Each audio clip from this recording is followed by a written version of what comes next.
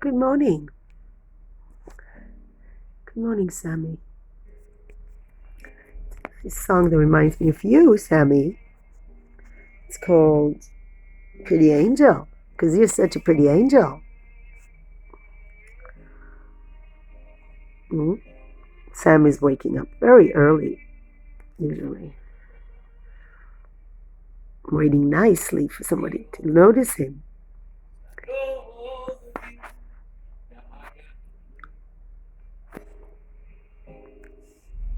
This is Josh Redner singing. House without sound, my head is loud.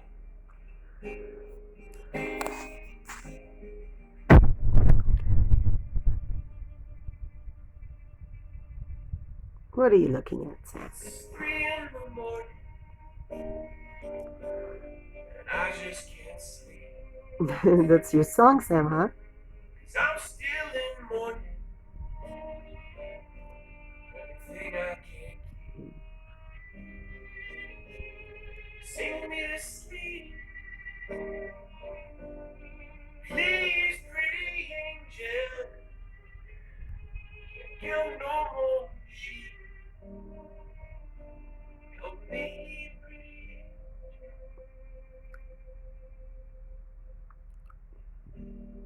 There is no escape from all my mistakes. I keep playing the tape.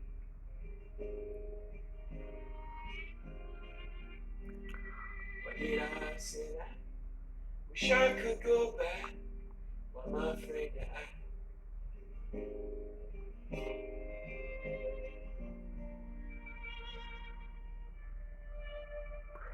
Music is so important, isn't it? It's 4 in the morning.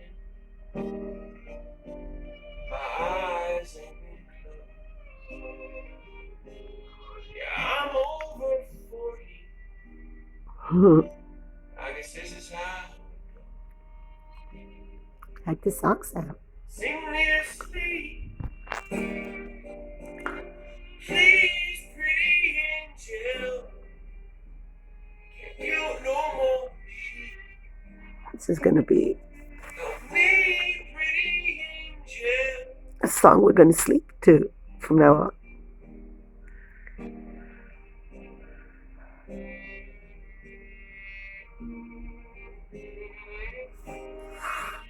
You don't want to be filmed anymore, Sam? Sammy? No.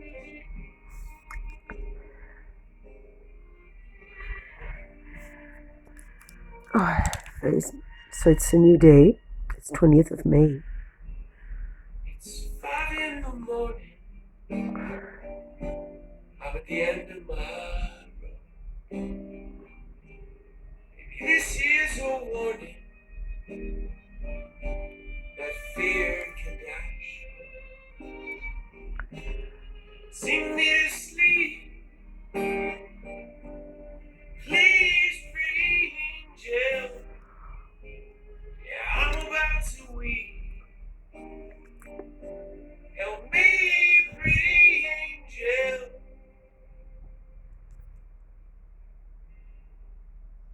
The sun's coming up.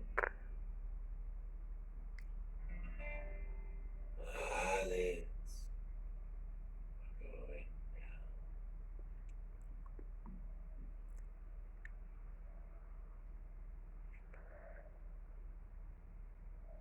That's such a beautiful song, I think, because it's still about how you struggle for, sometimes you can't fall asleep. It happens to me quite a lot. You wake up in the middle of the night and you're like, oh no.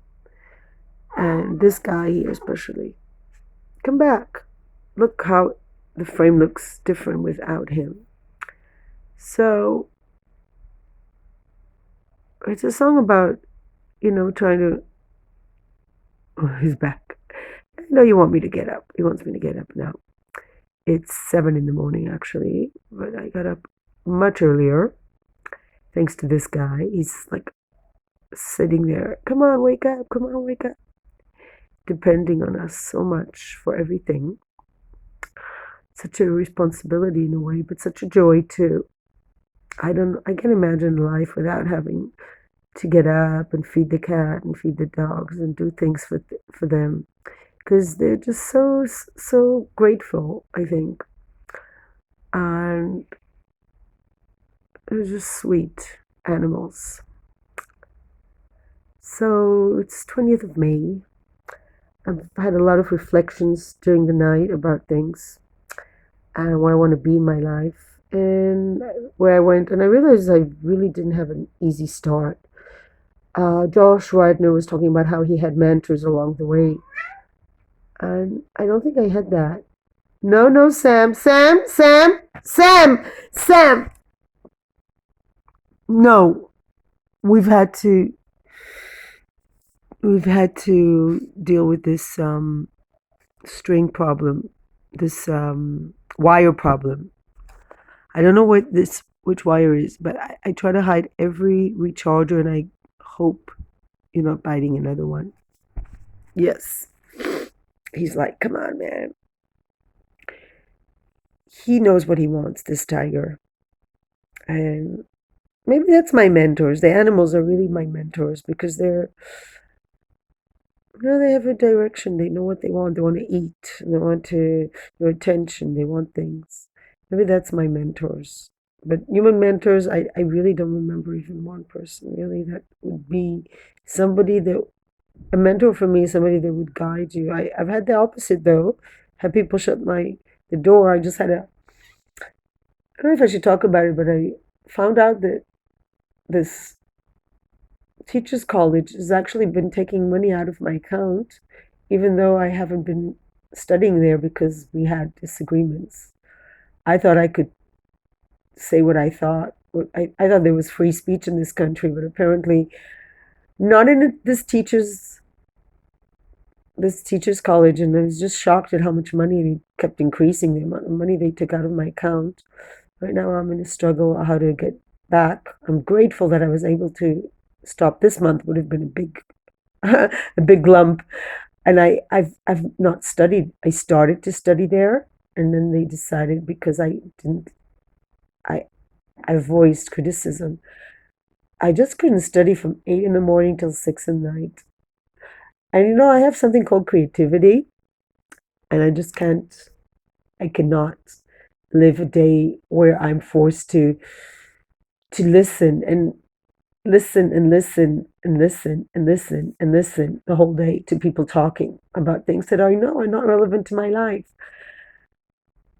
There were courses that just took the English language and dissected it into little parts and made it a sort of science, where I don't think language for me is not a science, it's an art form, more like an art form. I know language has scientific components for sure, but the way they was teaching was so incredibly boring and so incredibly ineffectual. You would think that we could have made more progress than just shoving information to people's brain. And it's not like I'm starting to study. I'm after a master's degree in education and with a thesis, and I thought on creativity.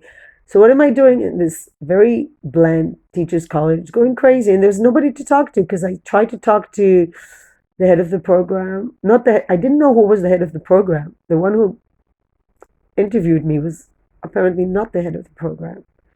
I don't know what her position was, but I trusted her and I told her things and I said I'm struggling here and she's just listening, gathering information, and then out of the blue, like she told me, there's been complaints because you express opinions.